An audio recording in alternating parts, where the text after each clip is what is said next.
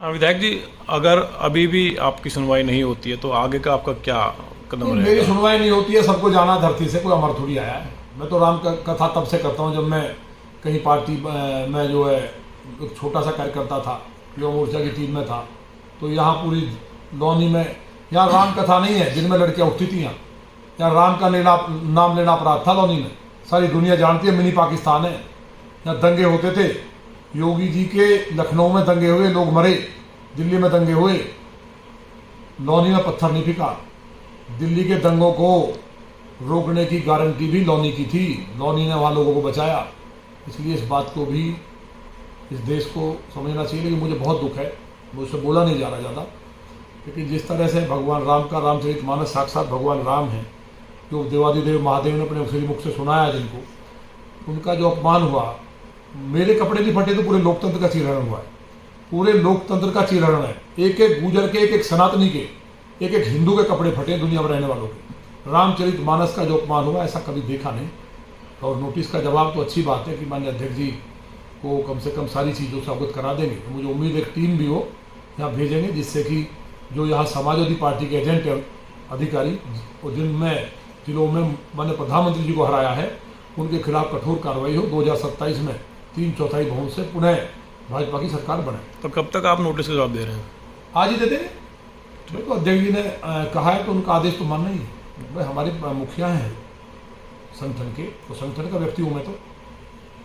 विधायक जी, पिछले दिनों जो घटनाक्रम हुआ उसके बाद में अब पार्टी ने आपको एक नोटिस जारी किया है, उसको लेकर क्या कहेंगे?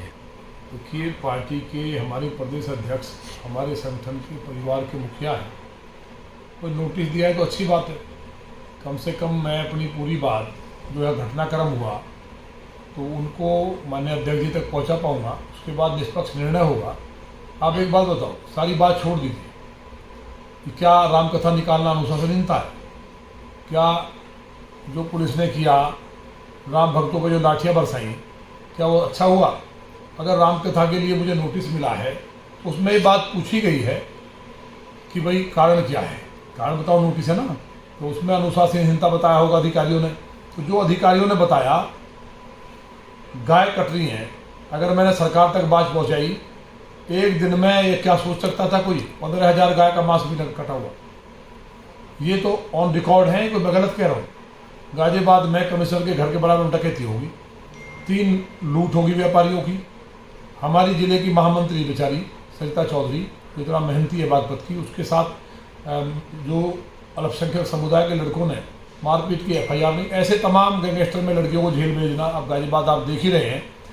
तो कमिश्नर से हमारा कोई विवाद नहीं है, लेकिन क्योंकि हम जनता के लिए जिस तरह से भारतीय जनता पार्टी की नीतियों पर चलते हुए और माननीय देश के यशस्वी प्रधानमंत्री माननीय मोदी जी जो इस देश को विश्वगुरु बनाने के लिए कर रहे हैं, अगर हम उस विचार को बढ़ा रहे हैं, भगवान श्री राम का मंदिर बना है, ये मेरी यात्रा जिसके लिए मुझे नोटिस दिया गया है, ये 2010 से बसपा के शासन में शुरू हुई। सपा के शासन में हुई, अधिकारी आते थे, फूल बरसते थे। और मैंने योगी जी की सरकार में भी इस बार की घटना को छोड़ करके लगातार चलती है। कोरोना में जरूर रुकी, तो परंपरागत यात्रा के लिए अनुमति की आवश्यकता नहीं होती है। फिर भी जब एक अधिकारी IPS ने मुझे बताया लखनऊ से कि ये यात्रा के नाम पे भिड़ंत करेंगे, रोकेंगे, लाठीचार्ज करेंगे और उस बहाने से गोली मार के मेरी हत्या कर देंगे, तो ये मेरी हत्या करने की साजिश थी। लेकिन भगवान की जिस पर कृपा हो, मैं आज बच गया। और मुसलमान 3 लड़कों को, एक मौलवी को बुला करके पुलिस के लौनी बॉर्डर थाने के इंस्पेक्टर और दरोगाओं ने बुला के कहा कि आप लिख के दे दो कि यात्रा निकलनी नहीं चाहिए, दंगा होगा। उन्होंने कहा हमसे क्या मतलब है, हम तो हर बार निकलती है। तो फिर कहा कि एक काम कर दो, पुलिस वाले साथ रहेंगे, पथराव कर दो कलश यात्रा पे। पथराव कर देंगे तो इससे वहाँ विरोध होगा, हंगामा होगा और हम लाठी चार्ज करेंगे, दंगा के नाम पर गोली मार के विधायक को मार देंगे। लेकिन वो मेरे पास आए, उन्होंने कहा साहब ये मामला, हम तो मर जाएंगे। हमने कहा आप कल शाम तक के लिए कहीं बाहर चले जाओ और अपने बच्चों को समझा दो। बड़े शांति से यात्रा निकली। हमारे सिख भाइयों ने, हमारे ईसाइयों ने, हमारे जैन समाज के लोगों ने, मुस्लिम भाइयों ने, सभी ने, और पूरे सनातन ने। 11,000 तो कलश थे, कम पड़ गए, कुछ बहनें बिना कलश के थी और समाज के लोग चल रहे थे आराम के साथ। 15-16 हज़ार आदमी। पहली बार उन्होंने कहा, महाराज जी ने, इतनी बड़ी यात्रा हुई है। तो ये मेरा सवाल ये है क्या मैं पार्टी का अनुशासित सिपाही हूँ? पार्टी का जिलाध्यक्ष रहा हूँ, युवा मोर्चा की राष्ट्रीय टीम में रहा, किसान मोर्चा की राष्ट्रीय टीम में रहा और 1989 का स्वयं सेवक हूँ मैं। 1989 का हिंदुत्व के लिए, धर्म के लिए एक एक पल मेरा है। पार्टी के लिए सब जगह मैं काम करता हूँ, कहीं आज तक एक भी गलत नहीं किया। लेकिन क्या राम कथा निकालना पाप है? क्या राम कथा करना पाप है? राम राज में, माननीय योगी जी की सरकार में जो फूल बरसाए जाते थे, जो पुष्पों की वर्षा होती थी कांवड़ यात्रियों पे, राम के भक्तों पे, उन पे लाठी बरसाई गई, मेरा कुर्ता फाड़ा गया, मुझे गिरा दिया गया। मैंने तो भगवान की कृपा थी कि मानस को फटने नहीं दिया। क्या मेरा ये कहना है, क्या मुस्लिम धर्म के कुरान का एक पेज फाड़ करके धक्का मार के दिखा देंगे अधिकारी? अगर ऐसा किया होता तो अधिकारी सस्पेंड होते, जेल में होते और प्रदेश नहीं देश जल रहा होता। औरंगजेब जैसे राक्षस की चद्दर के लिए क्या बवाल हुआ है, देश देख रहा है।